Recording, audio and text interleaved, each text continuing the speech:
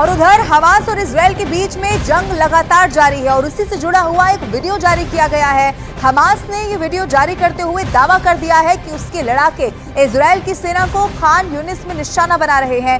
Video में आप देख सकते हैं कि इजराइल के टैंक को घर के अंदर से एक दरवाजा खोलकर निशाना बनाया जा रहा है। वहीं इस वीडियो में आगे ये भी दिखाया गया है कि कैसे आतंकी सुरंगों से बाहर निकल रहे हैं और इजराइल के टैंक पर हमला करके वापस सुरंग में घुस जाते हैं। हमास ने ये वीडियो बाकायदा एरो लगाकर टारगेट को दिखाया और उस पर हमला करते हुए विस्फोट का वीडियो भी रिकॉर्ड कर लिया है। वीडियो में एक आवाज भी सुनाई दे रही है जिसमें अरबी में कहा जा रहा है कि ये पीले रंग की ब्रांड न्यू गाड़ी में आए। उन्होंने सोचा कि यहाँ शहर में कोई नहीं है। वो पिछले 2 घंटे से मुस्लिम कब्रिस्तान को तबाह कर रहा था और ये वीडियो बाकायदा हमास की तरफ से जारी किया गया है और एरो करके दिखाया गया है।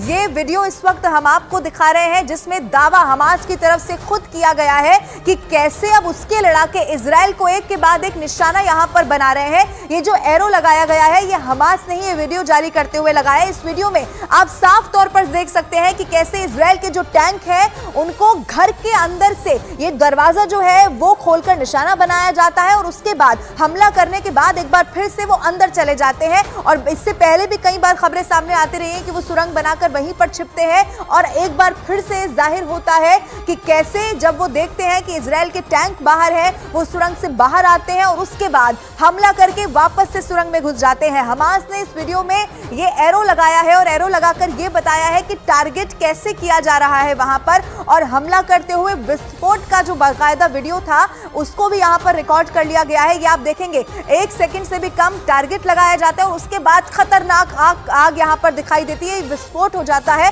और इस विस्फोट को भी अब रिकॉर्ड कर लिया गया है। आवाज भी जो सुनाई दे रही है उसमें भी अरबी में कहा गया है कि पीले रंग की ब्रांड न्यू गाड़ी में आए, सोचा नहीं यहाँ शहर में कोई भी नहीं है।